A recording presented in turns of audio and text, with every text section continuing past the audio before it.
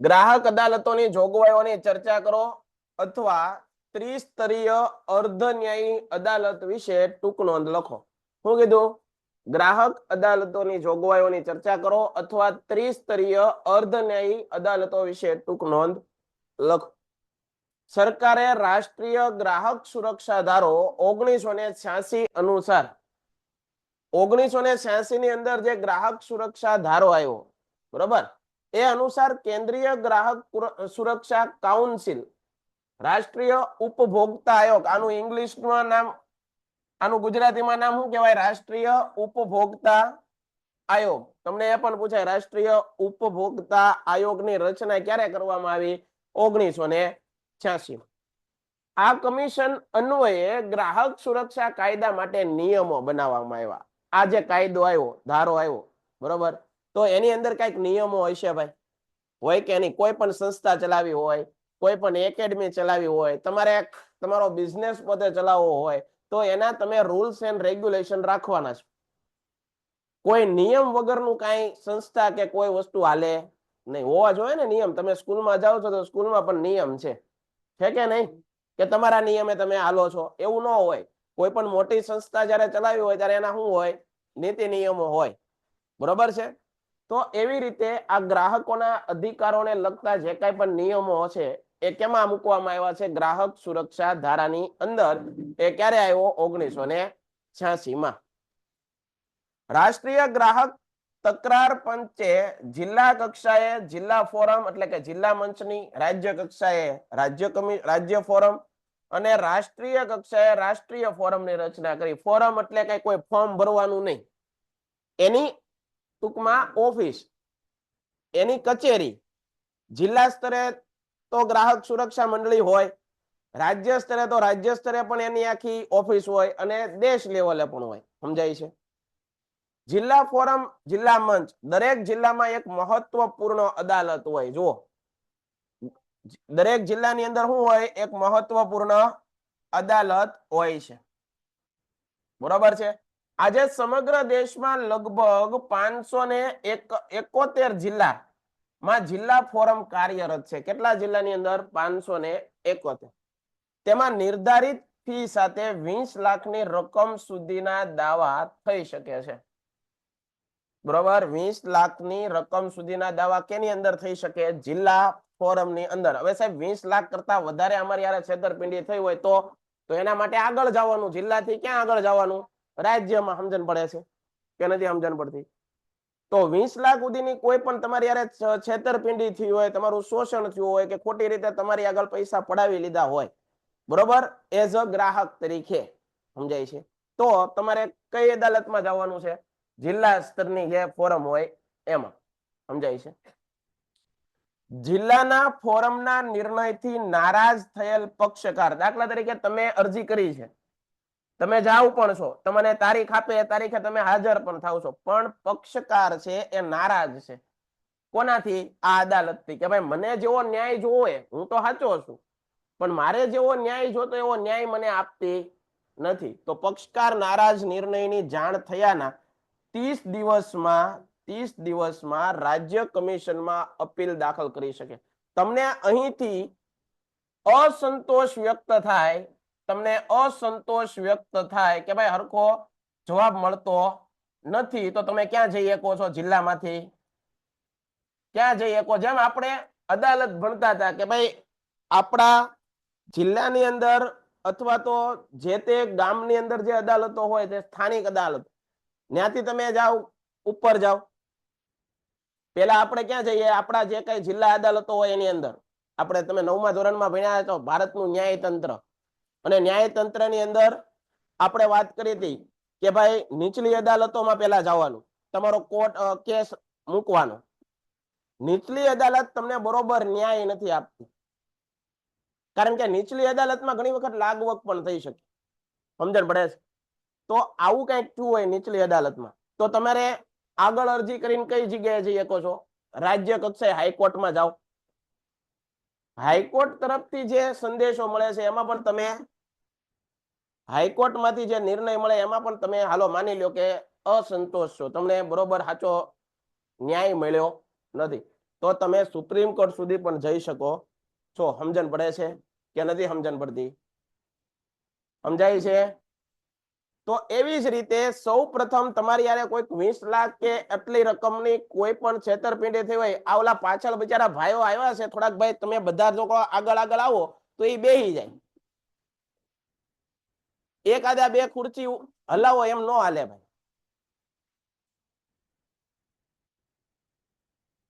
બસ અહીંયા ધ્યાન. સમજાય છે? તો 20 લાખ સુધીની અરજી છે, જે કઈ પણ રકમ છે, એના જે દાવાઓ છે, કેસ છે, તમે કઈ અદાલતમાં કરી શકો? જિલ્લા ફોરમ ની અંદર. કઈ જગ્યાએ? જિલ્લા ફોરમમાં. હવે દાખલા તરીકે પક્ષકાર હું છું, મેં મારી અરજી કરી છે જિલ્લા ફોરમમાં, મને ત્યાંથી બરોબર ન્યાય મળ્યો નહીં, તો હું 30 દિવસમાં ક્યાં અરજી કરી શકું પાછો? કઈ જગ્યાએ? રાજ્ય કમિશનમાં અપીલ દાખલ કરી શકું. સમજાય છે? આગળ. તે પૂર્વ તેણે વળતરની દાવાની રકમ 50%, એટલે કે 25,000 જે ઓછું હોય તે નિયત શરતોએ ડિપોઝિટ જમા કરાવી હોય છે. રાજ્ય કમિશન અથવા રાજ્ય ફોરમમાં આજે સમગ્ર દેશમાં 35 રાજ્ય ફોરમ કાર્યરત છે. કેટલી? 35.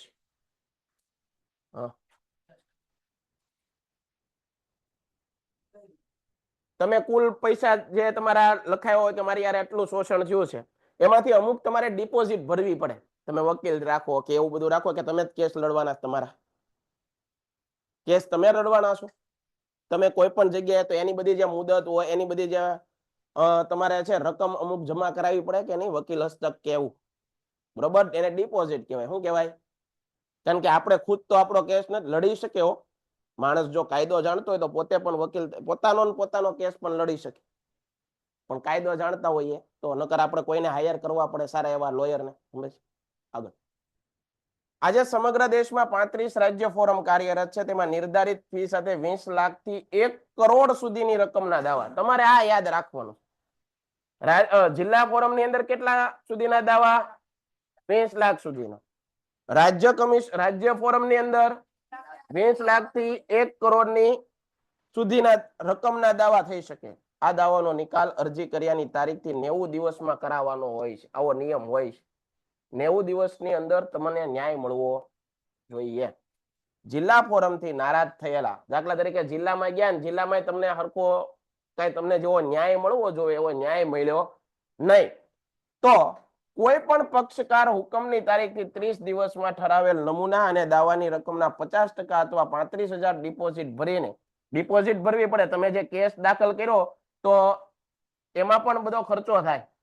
તમારે ન્યા ન રહેવું હોય ને આગળ જવું હોય તો એ ડિપોઝિટ તમારે ભરવી પડે, જે કાયદાકીય થતી હોય એ. સમજાય છે? ડિપોઝિટ ભરીને રાષ્ટ્રીય કમિશનમાં તમે અપીલ કરી શકો. સમજણ પડે છે ભાઈ કે નથી પડતું? જેવી રીતે અદાલતો ભણ્યા હતા ભારતનું ન્યાયતંત્ર, કે ભાઈ નીચલી અદાલત પછી ઉપલી અદાલત, એટલે કે રાજ્ય હાઈકોર્ટ, હાઈકોર્ટમાંથી તમને નો સંતોષ મળે તો ક્યાં જવાનું? Supreme court. પણ સુપ્રીમ કોર્ટ સુધી તમારે જવાની જરૂર પડે જ નહીં. હાઈકોર્ટમાં બધું વ્યવસ્થિત તમે સાચા હો તો તમને ન્યાય મળી જ જાય. સમજાય છે? રાષ્ટ્રીય કમિશન અથવા રાષ્ટ્રીય ફોરમ તે ગ્રાહક સુરક્ષા કાયદાની સૌથી મોટી અદાલત. જેમ આપણા દેશની સૌથી મોટી અદાલત શું છે? Supreme court. એમ ગ્રાહકોના અધિકારો માટે સૌથી મોટી અદાલત કઈ? તો રાષ્ટ્રીય કમિશન અથવા રાષ્ટ્રીય ફોરમ. સમજણ પડે છે? તે દિલ્હીમાં આવેલી છે. ક્યાં? કારણ કે આપણા દેશની રાષ્ટ્રીય રાજધાની દિલ્હી ગણાય, બરોબર છે? આ અદાલતમાં 5 સભ્યોની એક બેન્ચ હોય. કેટલા સભ્યોની? 5 સભ્યો હોય એના. તેમાં નિર્ધારિત ફી સાથે 1 કરોડથી વધુ રકમના વળતર માટેના દાવા કરી શકાય. દાવાનો નિકાલ અરજી કર્યાની તારીખથી 90 દિવસમાં કરવાનો હોય છે. 1 કરોડ કરતા વધારે કોઈ પણ બાબત હોય, એવા આપણા બધાના દાવા કેવા હોય ખબર? 5,000 ને 10,000, બરોબર? તો એ બધા દાવા ક્યાં પૂરા થઈ જાય આપણા જિલ્લામાં? એમાં 100-150 નું કોક કરી ગયું હોય તો કોઈ જવાનું નથી. સમજાય છે? એમાં કોઈ જાય નહીં. અને અહીંયા એવા લોકો કદાચ આવે તો એને અંદર ગળવાઈ દે નહીં. કારણ કે આ બધું અમુક વસ્તુ તમને જાણકારી હોય પછી જવાય. અમુક જગ્યાએ પેલા જાણકારી લેવી પડે અને પછી એનું પગથિયું ચડાય. બાકી નકર ધક્કા ખાઈને છેલ્લે આપણે શું નિરાશ થઈને શું કરી દઈએ? વહી આવી. સમજાય છે? રાષ્ટ્રીય કમિશનથી નારાજ થયેલ વ્યક્તિ કે પક્ષકાર નિર્ધારિત શરતો ચુકાદાઓના હુકમથી 30 દિવસમાં સુપ્રીમ કોર્ટ સર્વોચ્ચ અદાલતમાં અપીલ કરી શકે. હવે જુઓ, રાષ્ટ્રીય કમિશન થી કદાચ તમે નારાજ છો, ભાઈ બધી જગ્યાએ અમે નારાજ જ છીએ, કઈ જગ્યાએ અમારે જે ન્યાય જોતો એ નથી મળ્યો, તો તમે છેલ્લે સુપ્રીમ કોર્ટનો દરવાજો પણ ખટખટાવી શકો છો. પણ શરત માત્ર એટલી, તમે પહેલેથી છેલ્લે સુધી હાલવા જોયો. ડાયરેક્ટ સુપ્રીમ કોર્ટમાં જાઓ તો તમને સુપ્રીમ કોર્ટ ક્યારેય જવાબ આપશે નહીં. એ તમને પૂછશે તમે કઈ કઈ અદાલતમાં ગયા, તમારા આખા તમારા રિપોર્ટ જોહે કે તમે નીચલી અદાલતમાં ગયા હતા, જિલ્લામાં તમે ફોર્મ ભર્યું હતું, તો કે ભાઈ હા, એને તમને ન્યાય આપ્યો, એ બરોબર નો આપ્યો, હાલો ઠીક છે. પછી રાજ્યમાં ગયા હતા તમે, તો કે ભાઈ હા, રાજ્યમાં પણ અમે ગયા હતા, ત્યાં પણ અમે અમારી ડિપોઝિટ ભરી, પણ તોય અમને ન્યાય ન મળ્યો. પછી કમિશનમાં ગયા હતા, તો કે ભાઈ હા, ન્યાય ગયા હતા, તોય તમારી અરજી લે. પણ ડાયરેક્ટ કોઈ માણસ સીધો સુપ્રીમ કોર્ટમાં મને ફટાફટ નિર્ણય આપી દે એટલે હું સીધો વિયો જાવ, તો ત્યાં તમને અંદર ગડવાઈ ન દે. સમજાય? આ બધું કાયદાકીય રીતે હાલતું હોય, બહુ જ ઝીણવટપૂર્વક કામ હાલતું હોય. આપણે જેવી રીતે આળસ કરીને વાતો કરીએ છીએ એવું ન હોય. બહુ કાયદાકીય ચોપડાઓ, સરકારી કામકાજ હોય ને, બહુ જોરદાર થતા હોય. કેટલી જગ્યાએ તો તમારી સિગ્નેચરો હાલતી હોય, એક પ્રૂફથી કામ થતું હોય. આ રવિવારે અમારે એક્ઝામ હતી જીપીએસસી વાળાની, તમને તમારી સ્કૂલમાં કદાચ કોઈકને હશે. રવિવારે આ ગયો, એ રવિવારે જીપીએસસી ની એક્ઝામ હતી, એમાં અમે સુપરવિઝનમાં હતા. સાઇન કરાવીને થકવાડી દીધા. લગભગ ખાલી સુપરવાઇઝર હોય એની સાઇન 10-15 તો સાઇન લીધેલી છે. કેટલી? 10-15 જગ્યાએ સાઇન કરાવે. આ બધું કાયદાકીય હોય, કારણ કે લીગલની વસ્તુ છે બધી. સમજાય? ત્યારબાદ અપીલ પૂર્વ પક્ષકારે વળતરના દાવાની રકમના 50% અથવા 50,000 બંનેમાંથી જે ઓછી હોય તે રકમ ડિપોઝિટ પેટે કોર્ટમાં જમા કરાવી ફરજિયાત છે. આ ત્રણેય અદાલતો પૈકી કોઈ અદાલતે કરેલા હુકમોનું પાલન ન કરનારને સજા. અદાલત જ્યારે કોઈ તમને નિર્ણય અથવા સુનાવણી કરે, એને નિર્ણય નો કહેવાય, એને શું કહેવાય? સુનાવણી. અદાલત શું કરે? પેશકશ કરે અને સુનાવણી કરે, આદેશ આપે. જ્યારે તમે કોઈ ન્યાયતંત્રમાં જાઓ છો, ત્યારે જજ બેઠા હોય એ શું કરે? સુનાવણી કરે. સમજાય છે? અને એમાં જો એને એમ કીધું કે એને કોઈ સજા અથવા દંડની જોગવાઈ કરવામાં આવે, તો એને પછી પોલીસ તંત્ર પણ ફરજિયાત એનું પાલન કરવું પડે. કોઈ એને પડકારી શકે નહીં. બરોબર? તમે કોઈ વ્યક્તિ છે, તમને ખબર પોલીસના કાનૂન નહીં, આજે તમને કોઈ પણ વ્યક્તિ કદાચ પોલીસ અધિકારી છે, કોઈ પણ જગ્યાએ તમને વગર કારણે ધરપકડ કરી જાય અને પછી તમને ખોટે ખોટી મારપીટ કરે, ખોટે ખોટા દમનકારી નીતિઓ વાપરે, તો એ બધું લીગલ નથી. એ ક્યારે લીગલ નથી? તમે કોઈ જાણતા નથી એટલે. બાકી 24 કલાક પછી એ માણસને પેલા જજ આગળ હાજર કરવો પડે. ત્યાં લગન પોલીસ એને મારી કે નહીં. અને પછી જો એમ જજ એમ કે આ ભાઈને 10 દિવસની રિમાન્ડ લ્યો, તમે કે 15 દિવસની રિમાન્ડ લ્યો, વોરંટ મંજૂર કરો, હવે એને પૂછપરછ કરો, પછી પોલીસ વાળા મારી કે. આ તો અત્યારે તો આપણે જોઈએ છીએ કે ભાઈ લઈ જતા હોય તો મારતા મારતા લઈ જાય છે. સામે વાળો જો જાણકાર હોય તો એ લોકો તરત કહીએ કે હજી હું ગુનેગાર સાબિત થયો નથી, મારી ઉપર ખાલી આરોપ છે, હું સાબિત ક્યાં થઈ ગયો કે હું ગુનેગાર છું? જ્યાં લગન તમે સાબિત ન થાવ ત્યાં લગન તમને કોઈ કઈ કરીએ કે નહીં. સમજણ પડે છે? પણ એવી જાણકારી ક્યારે મળે? જ્યારે કોઈ લોકો કાયદા વિશે થોડું ઘણું જાણે તો. સમજાય છે કે નહીં સમજાતું? ગરીબી રેખા, બીપીએલ હેઠળની વ્યક્તિઓને, સિનિયર સિટીઝન્સ, વિકલાંગ વ્યક્તિઓને કેટલીક શરતોને આધીન ફી ભરવામાંથી મુક્તિ આપવામાં આવી છે. જો ભાઈ ગ્રાહક હોય અને એ ગ્રાહકની અંદર કોઈ વિકલાંગ હોય, કોઈ સિનિયર સિટીઝન્સ હોય, મોટી ઉંમરના લોકો હોય, વિકલાંગ વ્યક્તિ હોય, તેને જે ડિપોઝિટ ભરવાની છે એમાંથી હું આપી દીધી છે મુક્તિ. એના માટે આમના મરજી થશે. સમજાય છે? તેમને જિલ્લા મફત કાનૂન સેવા, માર્ગદર્શન, કાનૂની સહાય, માર્ગદર્શન, વકીલની મફત સેવા પણ પૂરી પાડવામાં આવે. જો એને વકીલ જે એને ફાળવણી કરવામાં આવશે, વકીલ પણ ફી લેશે નહીં. અને આપણી આગળ તો લેશે, કારણ કે આપણે હારા છીએ. બરાબર છે?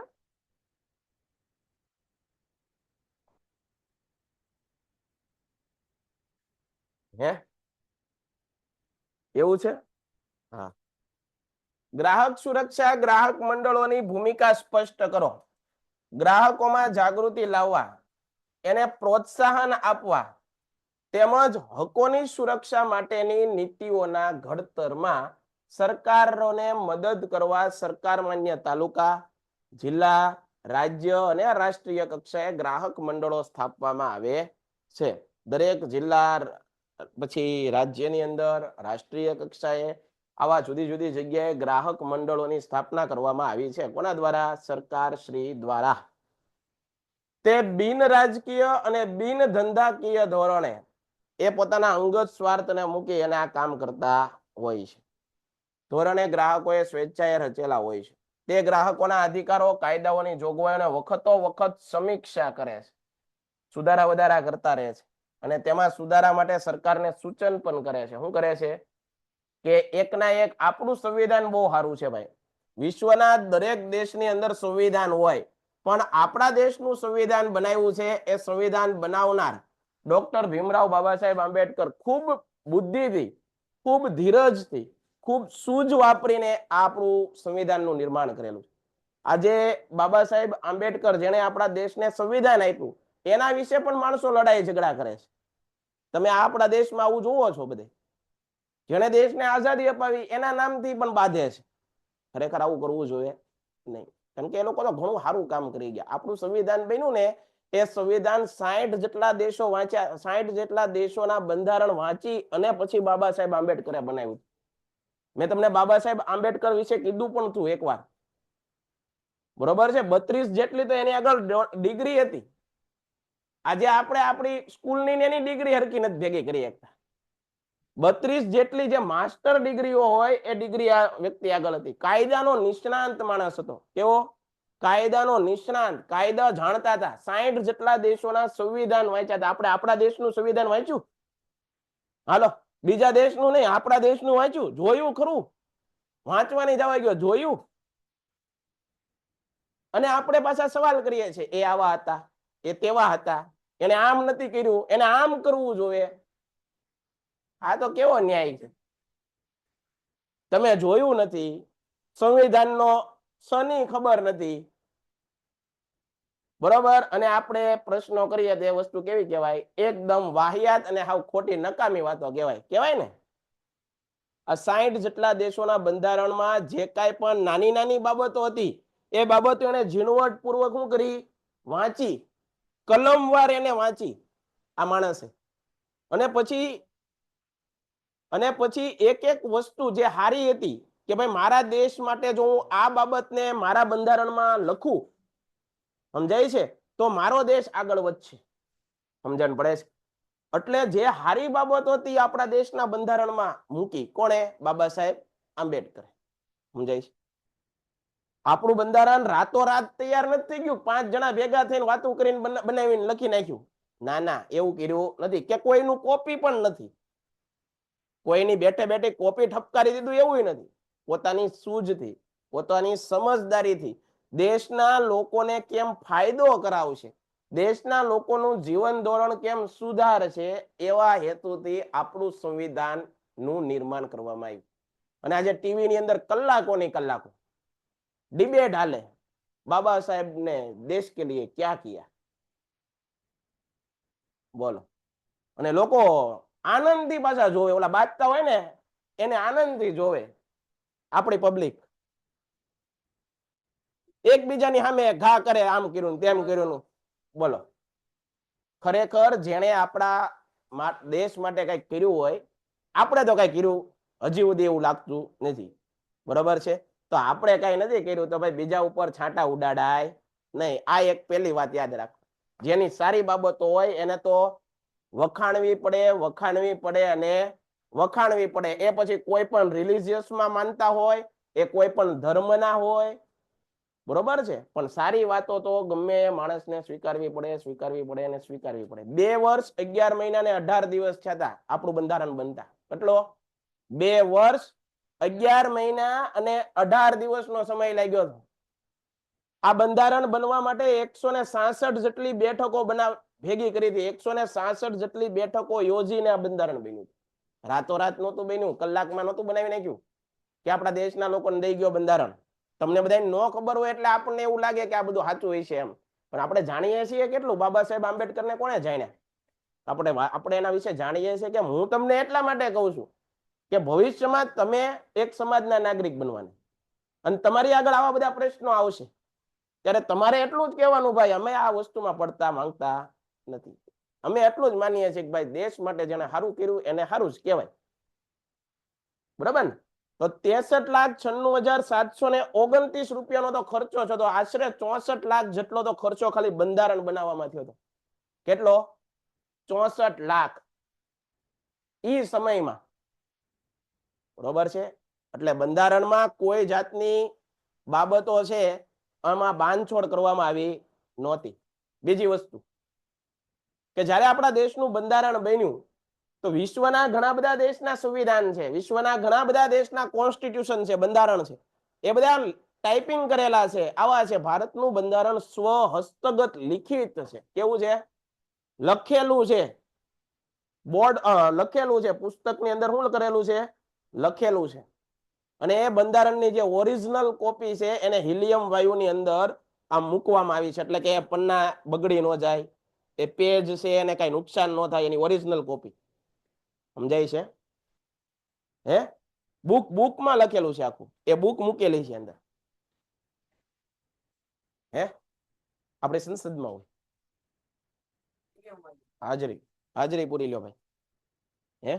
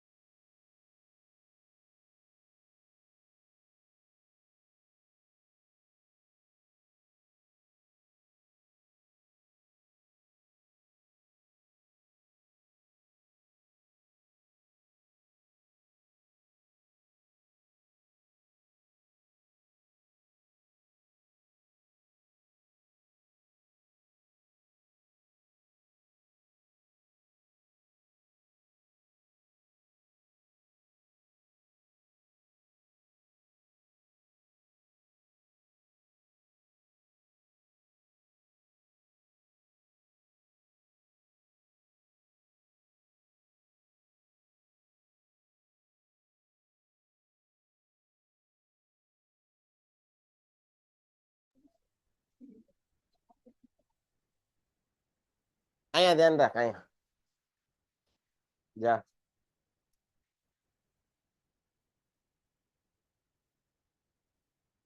હવે જુઓ, આયા ધ્યાન, તે ગ્રાહકોના અધિકારો કાયદાઓની જોગવાઈઓ વખતો વખત સમીક્ષા કરે, તેમાં સુધારા માટે સરકારને સૂચન કરે.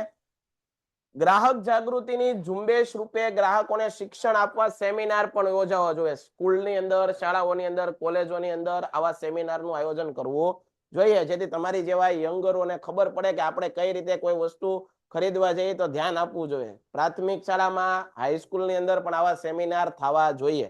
બરોબર છે? એ વાત તો બરોબર છે. પરિષદો, પરિસંવાદો વગેરે યોજવા જોઈએ, તેમાં ગ્રાહકોને અધિકારો, ફરજો, શાળા કોલેજ કક્ષાએ એન્યુઅલ ફંક્શન હાલતા હોય તો એન્યુઅલ ફંક્શન ની અંદર અત્યારે કાંઈક ક્રેઝ કાંઈક અલગ જાતનો થઈ ગયો છે. મૂવીના ગીતોમાં ઠેકડા જ મારવા છે. કોઈ મોરલ મળે, તમે કોઈક નાટક એવું ભજવો કે એમાં કંઈક મોરલ મળે. તમે સ્કૂલમાં ભણો છો ને, અને તમે જે સ્કૂલમાં ભણો છો એ તમે સ્કૂલના પ્રોગ્રામની અંદર જ્યારે ભાગ લ્યો ત્યારે વ્યવસ્થિત એ નક્કી કરવું જોઈએ કે અમારે કેવું દેખાડવું. સમજાય છે?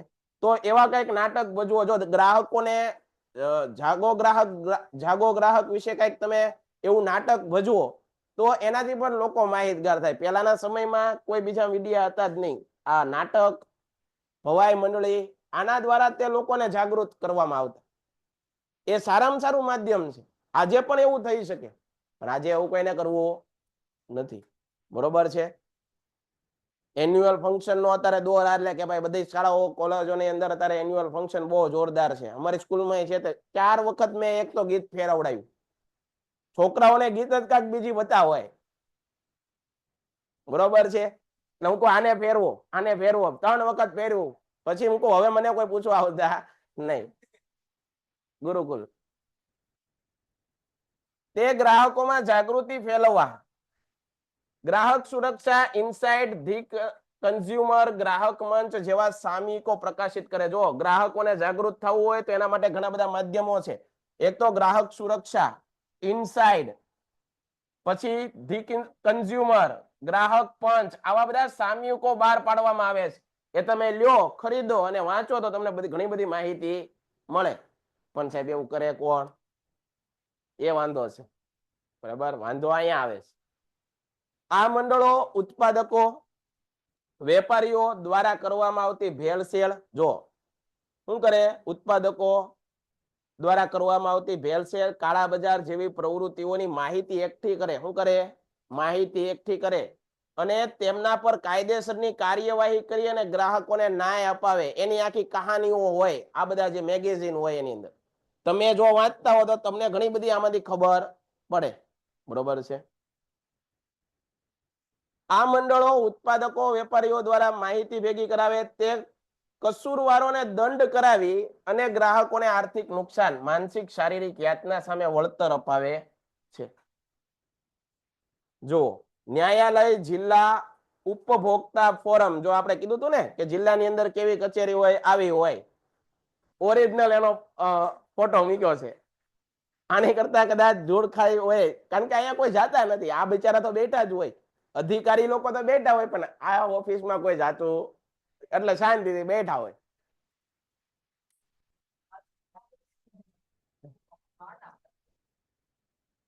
ત્યારબાદ જુઓ ગુણવત્તા માનક અંગેની રાષ્ટ્રીય સંસ્થાઓ વિશે માહિતી આપો. ઉત્પાદકોની ગુણવત્તાની ચકાસણી કરવા માટે અહીંયા ધ્યાન. ઉત્પાદકોની ગુણવત્તાની ચકાસણી કરવા માટે ભારત સરકારે 1947માં ઇન્ડિયન સ્ટાન્ડર્ડ ઇન્સ્ટિટ્યૂટ ISI નામની સંસ્થાની સ્થાપના કરી. આ સંસ્થાની સ્થાપનાનું સાલ અને એનું પૂરું નામ આપણને યાદ રહેવું જોઈએ. આ તમારે યાદ રાખવાનો પોઈન્ટ છે.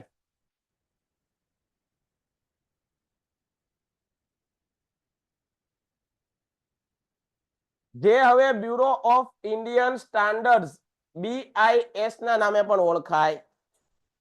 પોતાના માલની યોગ્ય ગુણવત્તા ધરાવતા ઉત્પાદકો ને ISI માર્ક વાપરવાનો પરવાનો આપવામાં આવે છે. આ પરવાનો તમને આમ નામ નો આપવામાં આવે. સરકાર એની ખરાઈ કરે. શું કરે? ખરાઈ કરે. એ વસ્તુ સાચું યોગ્ય છે, ગ્રાહકોની સાથે ચેડા નહીં થાય ને એવું જોવે અને પછી એના ઉપર આ માર્કો લગાડવામાં આવે. બધી વસ્તુ ઉપર હોય નહીં. મધ છે, ઘી, મરી મસાલા જેવા ખાદ્ય પદાર્થો, અહીંયા ધ્યાન આપજો.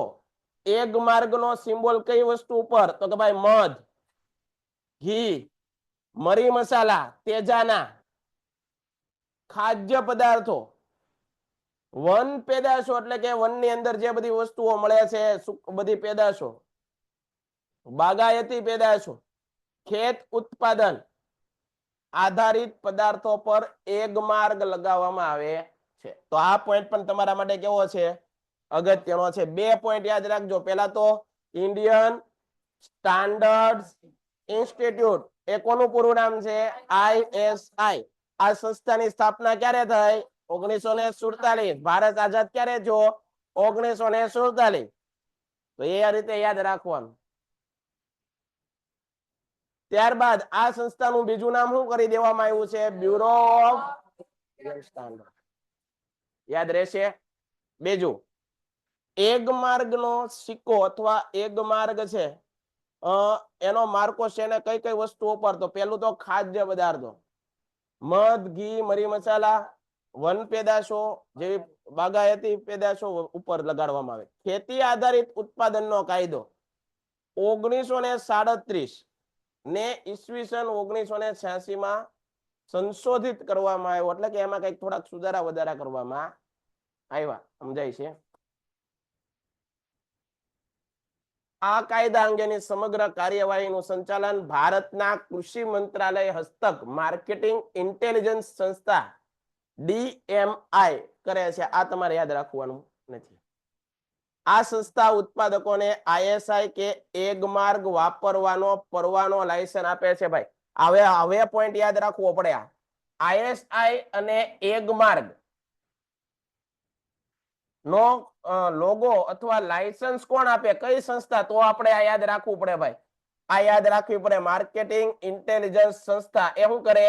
ISI અને એક માર્ગ નો શું આપે? લાયસન્સ આપે. શું આપે? લાયસન્સ આપે. બરોબર છે? તો યાદ રાખવાનું. જો ગ્રાહકને કોઈ વસ્તુની ગુણવત્તા વિશે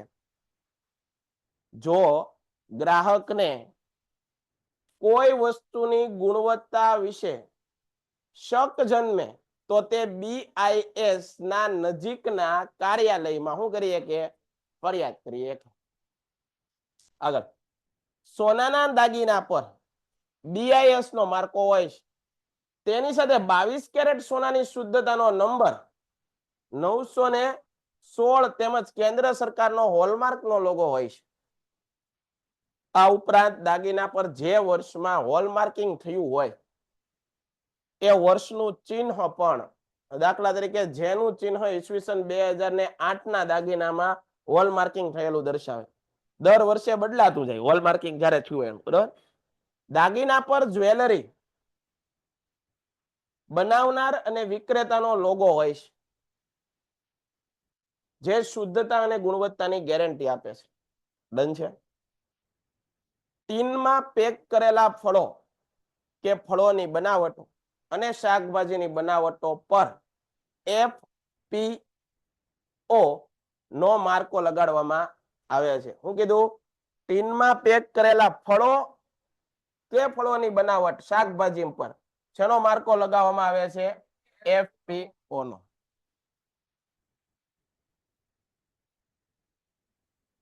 ફૂડ પ્રોડક્ટ ઓર્ગેનાઇઝેશન કેવું કંઈક થાય છે ભાઈ, આપણે અત્યારે ખ્યાલ નથી. ઓર્ડર, બરોબર? ફૂડ પ્રોડક્ટ ઓર્ડર યાદ રાખજો. ટેક્સટાઇલ, કેમિકલ, જંતુનાશકો, રબરની બનાવટ, સિમેન્ટ, ધાતુની બનાવટ, ઇલેક્ટ્રોનિક ઉપકરણો વગેરે પર ISI નો માર્કો લગાડવામાં આવે છે. ઊનની બનાવટો હોય તેમાં ઊલમાર્ક નો માર્કો લગાડવામાં આવે છે, જો ઊન દોરેલું હોય. બરોબર?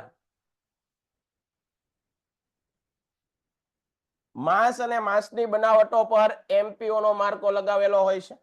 યાંત્રિક પ્રક્રિયા દ્વારા તૈયાર કરેલા ખોરાકની બનાવટો પર HACCP એટલે કે hazard analysis and critical control point નો માર્કો લગાવેલો હોય છે. સાબુ, ડિટર્જન્ટ, કાગળ, લુબ્રિકેન્ટ, ઓઇલ, પેકેજિંગ મટીરિયલ, રંગ રસાયણો, પાવડર, કોટિંગ, બેટરી, સૌંદર્ય પ્રસાધનો, બ્યુટી પાર્લર, બરોબર? હારા દેખાવા માટેનું. માણસ હારા દેખાવા માટે અત્યારે બહુ બધું મહેનત કરે છે. બરાબર છે? સુરત ઉપર ન જાઓ, સિરત ઉપર જવું. બરોબર છે? નહીં, સુરત ઉપર નહીં જવાનું, બહુ સિરતમાં જોવાનું. લાકડાના બદલે વપરાતી વસ્તુઓ, ચામડાની અને પ્લાસ્ટિકની બનાવટો પર ECO નો માર્કો લગાડવામાં આવે છે. ઉપરયુક્ત દરેક માર્કો લગાવવાની મંજૂરી BIS દ્વારા આપવામાં આવે છે. આ બધા હુલ માર્ક છે કે આ ગમે તે બધા માર્કા છે, કોણ કઈ સંસ્થા લગાડવા મંજૂરી આપે છે? BIS. અને એક આગળ આવી હતી DPI કે એવું કઈક સંસ્થા આવી હતી, જો DMI. બરોબર? યાદ રાખજો. આટલામાંથી તમને ઘણા બધા પ્રશ્ન પૂછાય શકે. એટલે આ સવાલ તમારા માટે અગત્યનો છે.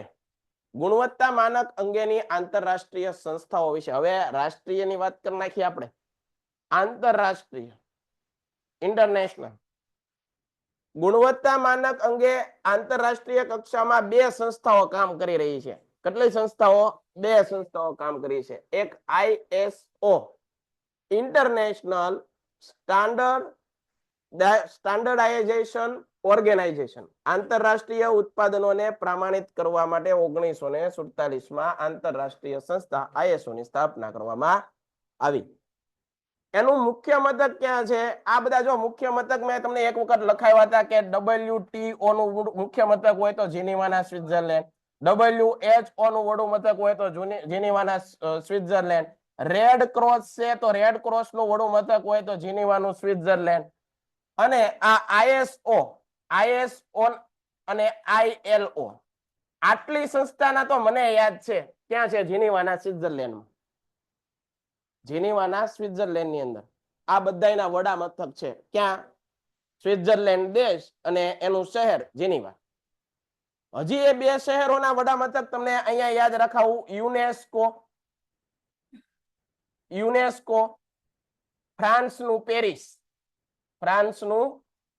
પેરિસ, અને યુનિસેફ આવું કાક આવે છે કે નહીં? આ બેમાં કન્ફ્યુઝન થાય વિદ્યાર્થીઓને. યુનેસ્કો અને યુનિસેફ. યુનેસ્કો નું વડું મથક ફ્રાન્સનું પેરિસ, પણ યુનિસેફ નું વડું મથક અમેરિકાના ન્યુયોર્ક. જીવો ભાઈ જીવો.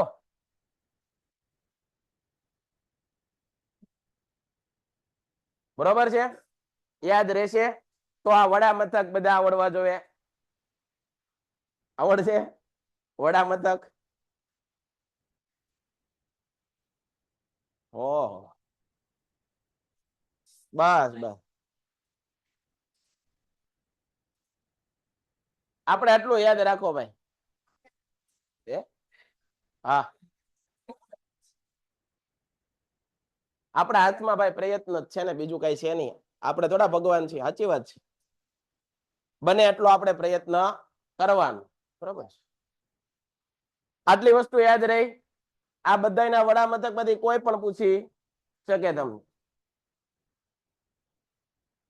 ISO નું મુખ્ય કાર્ય આંતરરાષ્ટ્રીય સમજૂતી પ્રમાણે ચીજ વસ્તુઓ આંતરરાષ્ટ્રીય ગુણવત્તાનું પ્રમાણપત્ર આપવાનું છે. આંતરરાષ્ટ્રીય સ્તર પર વેચાતી વિશિષ્ટ કક્ષાની વસ્તુઓના ઉત્પાદક સમૂહ અને સંસ્થાઓ દ્વારા બનાવેલી ઉત્તમ ગુણવત્તાવાળી વસ્તુઓ પર ISO 6000, ISO 9000 આવા બધા અલગ અલગ કોડ છે, નિશાનો આપવામાં આવેલા છે.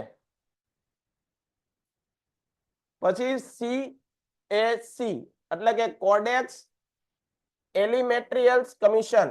આંતરરાષ્ટ્રીય ખાદ્ય પદાર્થોની ગુણવત્તાને પ્રમાણિત કરવાનું. પ્રમાણિત એટલે કે એની ખાતરી કરવાનું. આંતરરાષ્ટ્રીય જે કાંઈ પણ બધી પ્રોડક્ટ્સ આવે, વસ્તુઓ, એની ખાતરી કરવાની કામ કોનું છે? આ સંસ્થાનું છે. અને ખાસ કરીને હેલ્થ ને સંબંધિત જુઓ CAC નું છે. આ સંસ્થાની સ્થાપના 1963માં સંયુક્ત રાષ્ટ્ર UN સંસ્થાના ખાદ્ય ખેતી સંગઠન FAO અને વિશ્વ સ્વાસ્થ્ય સંગઠન WHO દ્વારા કરવામાં આવી હતી. આ કમિશનનું મુખ્ય મથક ઇટાલીના પાટનગર રોમ. આ જો નવું આવ્યું. આ CAC નામનું સંસ્થાનું વડું મથક ઓલા બધા મેં લખાવ્યા એમાં લખી નાખો. ક્યાં આવેલું છે આનું વડું મથક? ઇટાલીનું પાટનગર.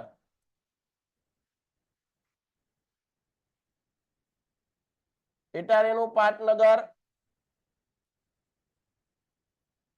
આ કમિશન બરોબર ખાદ્ય પદાર્થની ગુણવત્તાને પ્રમાણિત કરે. આ ઉપરાંત દૂધ, દૂધની બનાવટ, માંસ, માછલી વગેરે ખાદ્ય પદાર્થોના ઉત્પાદન, આંતરરાષ્ટ્રીય વ્યાપારના નિયમો પણ બનાવે. ભારતમાં ISO સાથે સંપર્કની કામગીરી ભારતીય સંસ્થા BIS કરે છે, જ્યારે CAS સાથે સંપર્કની કામગીરી Bharat director general of health services કરે છે. ફરિયાદ કોણ કરી શકે? ફરિયાદ કોણ કરી શકે? જો હવે મુદ્દો હારો જોરદાર આવ્યો. ફરિયાદ કોણ કરી શકે?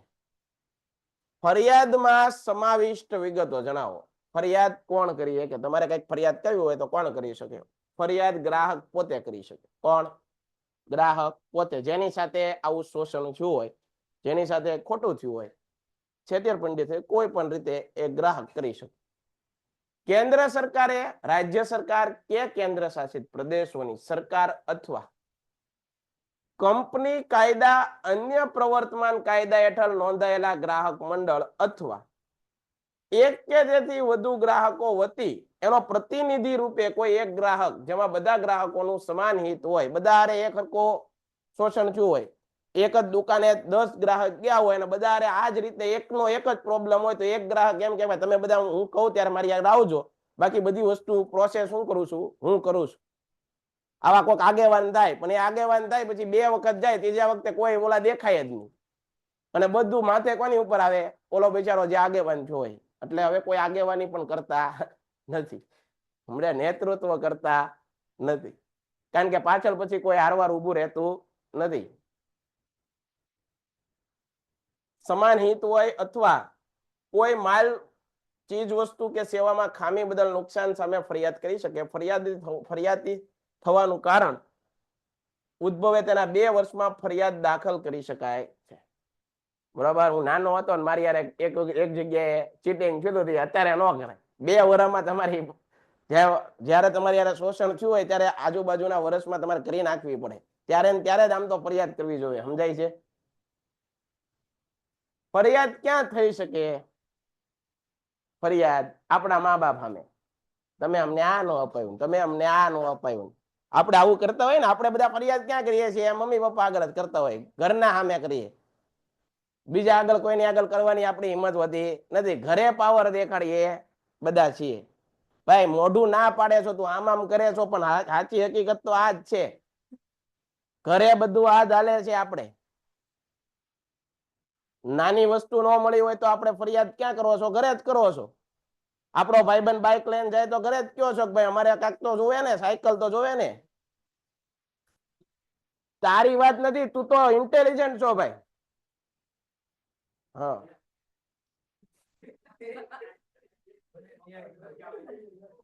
અન્યાયનો ભોગ બનનાર ગ્રાહક પોતે અથવા તેના કુટુંબ સભ્ય સ્થાનિક જિલ્લા ફોરમ, રાજ્ય કમિશન કે રાષ્ટ્રીય કમિશન સમક્ષ કેસ કરી જે તે સ્થાનિક પુરવઠા કચેરી, તોલમાપ વિજ્ઞાન અને ગ્રાહક કચેરી, ગ્રાહક મંડળો, કલેક્ટર કચેરીમાં ફરિયાદ કરી શકો.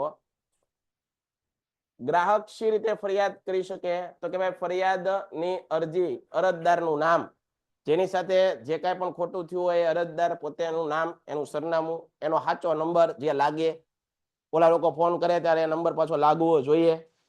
બરોબર છે ભાઈ? નંબર કેવો દેવાનો? જે લાગે એ.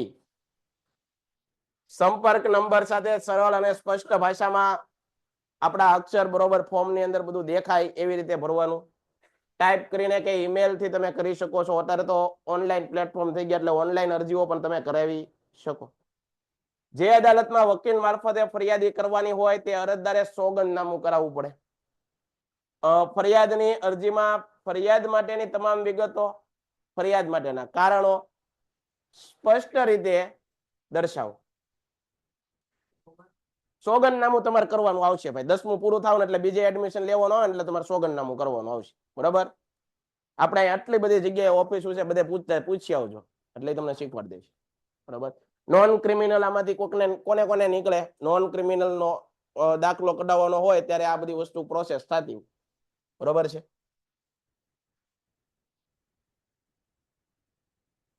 ફરિયાદીની અરજીમાં ફરિયાદ માટેની તમામ વિગતો, ફરિયાદ માટેના કારણો સ્પષ્ટ. ઓલા ભાઈને ખબર છે, અજગરને. તું કાંક નોન ક્રિમિનલ નું કેસ હો ઓલા ભાઈ, શું કેસ ખબર છે તને? ખબર છે? એ ભાઈ તું 12 વીએ જ હતું. 12 વીએ જ. હા, 12 વીએ જ. બસ જા 12 વીએ જ. 12 બેઠ તું શાંતિથી જા.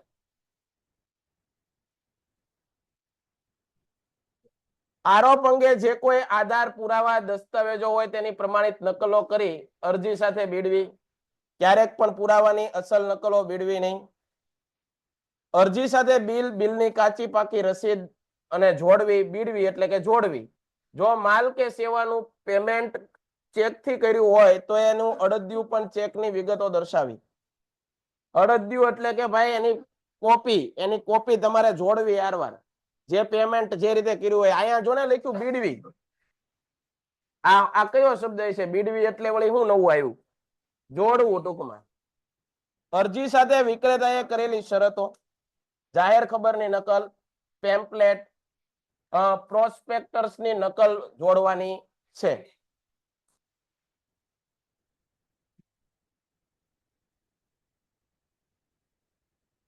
અહીંયા તમારું આ ચેપ્ટર શું થાય છે? પૂરું થાય છે.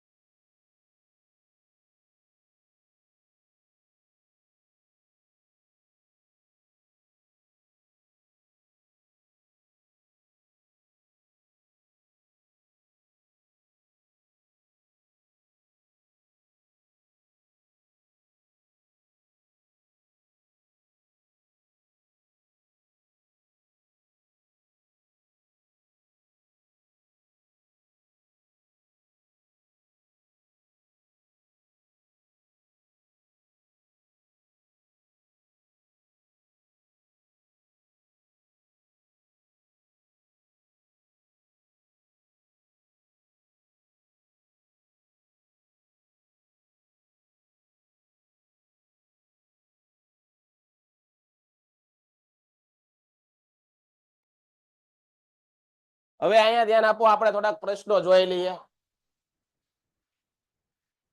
અહીંયા થોડાક પ્રશ્નો જુઓ, જેને જવાબ આવડે અહીંયા ટીક કરાવતા જાજો, અને કોઈ દેકારો નથી કરવાનો, શાંતિથી. ભારતમાં અનેક સમસ્યાઓ પૈકીની એક મુખ્ય સમસ્યા કઈ છે? કઈ છે? ભાવ. ભારતીય આયોજનનો હેતુ શું છે? આયાતો બંધ કરવાનો, એટલે કે બહારથી વસ્તુ આવે બંધ કરી દેવાનો હેતુ છે, તો આ તો વાત ખોટી છે, આ ખોટું છે. ભાવ સ્થિરતા સાથે ઝડપી આર્થિક વિકાસ સાધો, આ વાત સાચી છે. ભાવ સ્થિર રહેવો જોઈએ અને આર્થિક વિકાસ કેવો થવો જોઈએ? વધુ હોય, આ વાત સાચી છે. ખાલી જગ્યા વધારો એ ચીજ વસ્તુ તેમજ સેવાઓની માંગ અને પુરવઠામાં અસંતુલન સર્જે છે. આર્થિક વિકાસની પૂર્વ શરત કઈ? કે ભાઈ આર્થિક વિકાસ કરવો હોય તેની પાયાની શરૂઆત કઈ? ભાવોની સ્થિરતા. આવે કે ન આવે? દર વર્ષે 1% દરે થતો ભાવ વધારો, સાધારણ અને સ્થિર ભાવ વધારો, પ્રતિ વર્ષ 2% દરે થતો ભાવ વધારો કે ભાવની સ્થિરતા? ભાવની સ્થિરતા. ખાલી જગ્યા વધારો એ ચીજ વસ્તુ અને સેવાઓની માંગ અને પુરવઠામાં અસંતુલન સર્જે છે. સાચી વાત. વસ્તી જ આવે ભાઈ, વસ્તી વધારો આવે. ભારતીય આયોજનનો હેતુ. ભારતીય આયોજનનો હેતુ શાની સાથે ઝડપી આર્થિક વિકાસ સાધવાનો છે? હજી એકવાર પ્રશ્ન બોલું છું. ભારતીય આયોજનનો હેતુ શાની સાથે ઝડપી આર્થિક વિકાસ સાધવાનો છે? ગ્રાહક જાગૃતિ, ખાદ્ય પુરવણી, ભાવ સ્થિરતા કે ફુગાવો?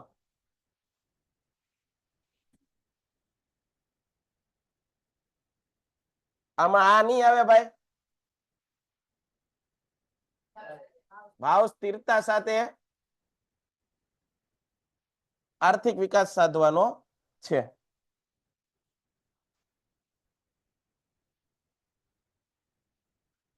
હાલમાં ભારતમાં વસ્તી વૃદ્ધિનો દર કેટલો છે? આંકડાકીય માહિતી જોઈને કેવી આમ નામ ઠપકારવાનું નહીં. કેટલી છે?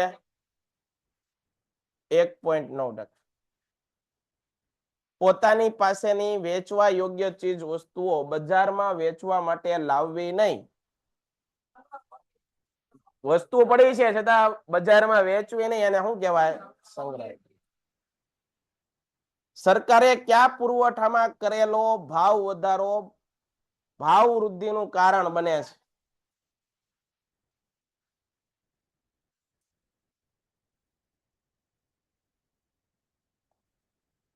ભવિષ્યમાં ભાવ વધારો થવાનો છે એવી આગાહીથી લોકો શું કરે છે?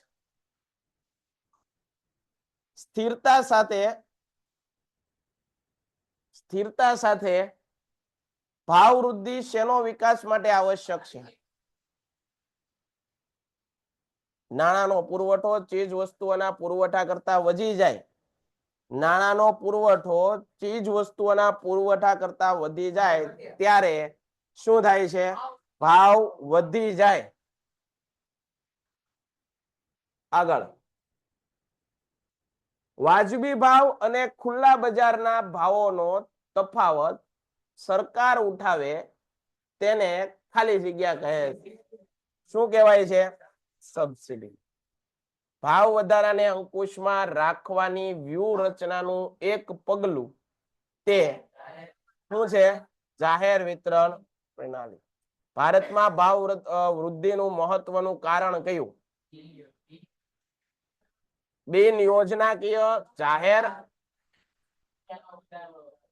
હિસાબી ચોપડે નહીં, નોંધાયેલી બિન હિસાબી આવકને શું કહેવાય?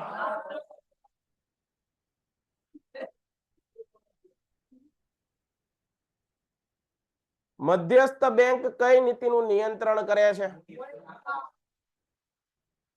મધ્યસ્થ બેંક દ્વારા વ્યાજના દર વધારવામાં આવે તો કોના પર વિપરીત અસર પડે? મધ્યસ્થ બેંક દ્વારા વ્યાજના દર વધારવામાં આવે તો કોના પર વિપરીત અસર? મધ્યસ્થ બેંક કઈ નીતિનું નિયંત્રણ કરે? ધિરાણ નીતિનું નિયમન કોણ કરે? ભારતની મધ્યસ્થ બેંક કઈ? સરકાર દ્વારા કઈ પેદાશના ભાવો નિર્ધારિત? ભારતીય અર્થતંત્રમાં નાણાંનો પુરવઠો. બરોબર. તો અહીંયા આપણું આ ચેપ્ટર પૂરું.